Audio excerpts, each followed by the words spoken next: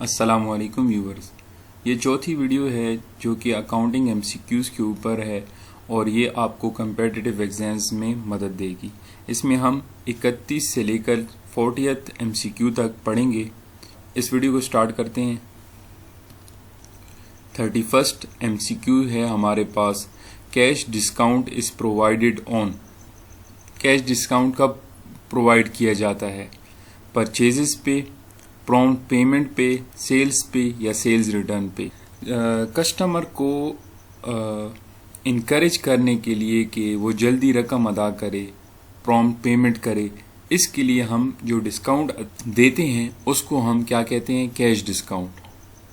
Cash discount क्या है कि जब भी कस्टमर को हम चाहते हैं कि वो जल्दी हमें रकम अदा कर दे, हमने जो भी उस पर सेल्स की है, तो उसको हम कैश डिस्काउंट्स देते हैं। इससे वो इनकरेज होता है और वो रकम जल्दी अदा कर देता है हमारी।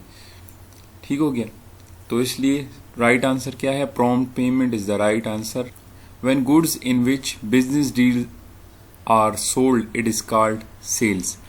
जिस सामान में या जिस इन्वेंट्री में कारोबार डील करता है, अगर वो बिक जाए तो उसको हम सेल्स कहते हैं। 33 एमसीक्यू है, reduction in price is called discount. कि प्राइस में जो रिडक्शन होती है उसको हम डिस्काउंट कहते हैं। पेड प्राइस की जो रकम आप अदा कर रहे हो, या इनवॉइस प्राइस जो इनवॉइस पर लिखी हुई है, बुक प्राइस जो किताबों में लिखी गई होती है कि जो इन्वेंट्री है वो जो बैलेंस शीट में आ रही है, तो वो हमारी पास बुक प्राइस होगी। डिस्काउंट क्या है? Discount is the right answer है, बिकॉज ये रिडक्शन इन प्राइस, ये प्राइस में रिडक्शन होती है। आया वो आप का डिस्काउंट जो है वो दो किस्म की टाइप्स हैं उसकी। आया वो ट्रेड डिस्काउंट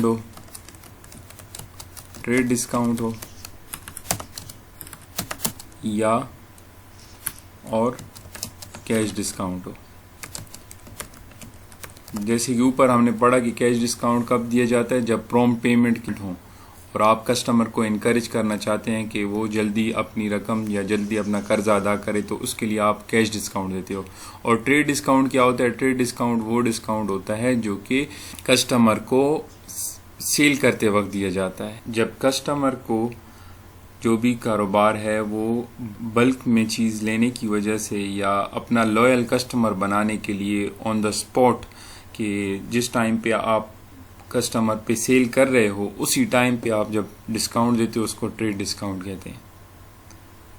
तो हमारे पास रिडक्शन इन प्राइस हो गई ना, कि आप जो है जो सामान है या जो इन्वेंट्री है क्या उसको उसकी प्राइस से कम पर आप सेल कर रहे हो, तो इसलिए राइट आंसर क्या है? डिस्काउंट। 34th एमसीक्यू है, the concession received on the price of defective goods is called allowance.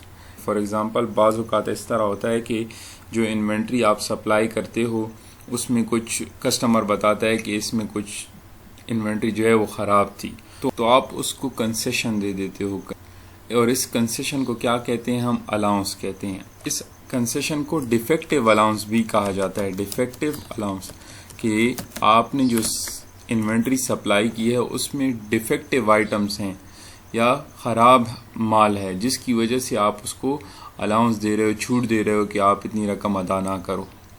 इसमें डिस्काउंट, कैश डिस्काउंट और ट्रेडिंग डिस्काउंट, जिसके मैंने पहले ही बता चुका हूँ कि वो नहीं आएगा, वो आंसर ठीक नहीं है। सिर्फ और सिर्फ अलाउंस या डिफेक्टिव अलाउंस इसका आंसर ठीक है।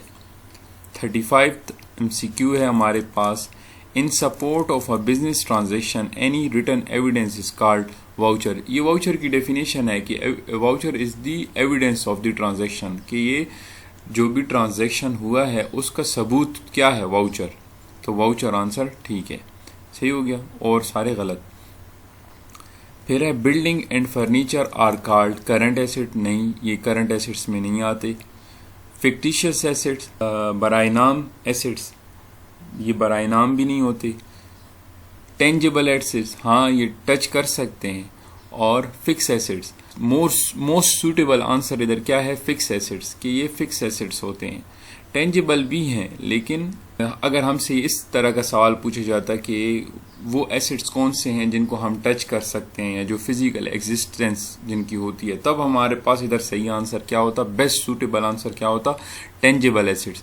लेकिन इधर हमसे बिल्डिंग एंड फर्नीचर के बारे में पूछा गया, जो कि हमारे पास फिक्स एसेट्स की टाइप्स हैं। 37th MCQ है हमारे पास, अ cell of ₹50,000 to A was entered as a sale to B. This is an example of error of commission. अच्छा, पहले सारे एरर्स को देख लें। एरर ऑफ ओमिशन क्या होता है? एरर ऑफ ओमिशन ये होता है कि जब आप या जो भी बुक कीपर है वो कोई ट्रांजैक्शन लिखना सिरे से लिखना ही भूल गया, मतलब उसने ट्रांजैक्शन लिखा ही नहीं। फॉर एग्जांपल किसी पे सेल की और वो एंट्री ही नहीं की, तो ये क्या है? Error of omission. क्या आप भूल गए हो, आपने लिखा ही नहीं, ठीक है। एरर ऑफ कमीशन में, ये एरर ऑफ कमीशन में एक टाइप होती है जिसको हम क्या कहते हैं? Error of recording. Error of recording से मुराद क्या है कि फॉर एग्जांपल आपने 50,000 की सेल की और आपने गलती से लिख लिया 55,000, ये एरर ऑफ रिकॉर्डिंग है कि आपने गलती कर दी। या ये कि फॉर एग्जांपल ए पे आपने सेल की और आपने लिख लिया कि एंट्री ऐसे की जैसे आपने बी पे सेल की हो, फॉर एग्जांपल, जिसमें आप एंट्री कैसे होती है कि जब भी आप कर्जे पे चीज़ बेचते हो तो अकाउंट रिसीवेबल डेबिट होता है और सेल्स क्रेडिट होता है। तो अकाउंट रिसीवेबल ए को डेबिट करना था और आपने गलती से क्या कर दिया? अकाउंट रिसीवेबल बी को। तो ये एरर ऑफ रिकॉर्डिंग की एक टाइप है। तो ये क्या है? एरर ऑफ कमीशन में आप एक टाइप है जिसको हम कहते हैं एरर ऑफ रिकॉर्डिंग। इसमें क्या होता है कि आपने रिकॉर्डिंग में गलती की तो उसको आप एरर ऑफ कमीशन कहते हैं। ठीक हो गया। Compensating error. कंपनसेटिंग एरर का मतलब ये है कि इसका जो नेट रिजल्ट है वो ज़ीरो आएगा। फॉर एग्जांपल आपने एक गलती की तो आपने उस गलती को जो है कंपनसेट करने के लिए या ऑफसेट करने के लिए आपने दूसरी गलती कर ली, दूसरा एरर कर लिया जो कि पहली गलती को आपके ख़त्म कर रहा है। तो कंपनसेटिंग एरर में क्या होता है कि जितना फॉर एग्जांपल आपने डेबिट में गलती कर ली कि फॉर एग्जांपल डेबिट साइड आपने कह दिया कि 1000 से इंक्रीज़ कर दिया, तो उसके बदले में आपने क्रेडिट साइड भी 1000 से इंक्रीज़ कर दिया। फॉर एग्जांपल आपने सेल्स को लिखा कि आपने सेल की 1000 की और लिख दिया गलती से कि 2000 की मैंने सेल की है। और इसी तरह आपने परचेजेस भी 1000 के किए थे फॉर एग्जांपल, और आपने उसको भी कह दिया कि 2000 के परचेजेस किए। तो मतलब आपने जितनी गलती डेबिट साइड पे किया उतनी गलती क्रेडिट साइड पे किया। तो ये दोनों गलतियां एक दूसरे को कंपनसेट कर रही हैं। और एरर ऑफ प्रिंसिपल क्या होता है कि आपने प्रिंसिपल में जनरली एक्सेप्टेबल अकाउंटिंग प्रिंसिपल जो है उसकी खिलाफ वर्जी कर दी। फॉर एग्जांपल आपने जो ओनर के पर्सनल एक्सपेंस हैं उसको बिजनेस एक्सपेंस में लिख लिया, तो ये क्या होगा? ये हमारे सेपरेट एंटिटी अजम्पशन जो है उसको जो है ये वायलेट करता है कि ओनर और जो बिजनेस है वो अलग अलग ट्रीट किया जाएगा। आपने जो है उसको एक जैसे ट्रीट कर लिया, तो ये क्या हो गया? ये एरर ऑफ प्रिंसिपल हो गया। तो इस पर, इन एरर्स पर एक डिटेल में वीडियो में इंशाल्लाह फ्यूचर में करूँगा। अभी के लिए आपने ये इस एमसीक्यू को समझना है कि जब भी आप एरर ऑफ रिकॉर्डिंग करते हो उसको आप एरर ऑफ कमीशन कहते हो। ठीक हो गया। 38th एमसीक्यू है, institute of chartered accountant of Pakistan was established in. ICAP जो है वो कब इस्टेब्लिश हुआ? आईकैप जो है वो कब इस्टेब्लिश हुआ? आईकैप जो है 1961 को इस्टेब्लिश हुआ है। ठीक हो गया, ये राइट आंसर है। इस पे अभी और डिटेल की ज़रूरत नहीं है। फिर है 39th एमसीक्यू है, trial balance is prepare to check the accuracy of ledger accounts balance.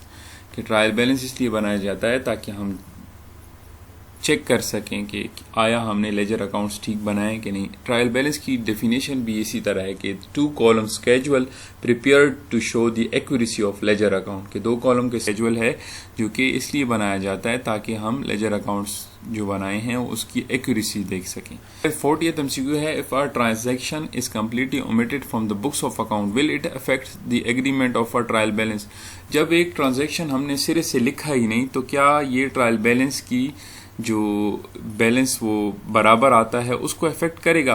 तो नहीं, उसको इफेक्ट नहीं करेगा। क्यों? क्योंकि आपने डेबिट साइड पर जितनी गलती की है उतनी आपने क्रेडिट साइड पर भी गलती की है कि आपने बिल्कुल सिरे से कोई अमाउंट लिखी ही नहीं, ना डेबिट साइड पे ना क्रेडिट साइड पे। जैसे कि हमें पता है फॉर एग्जांपल सेल हमने की है 1000 की, तो हम कहते हैं कैश टू सेल्स।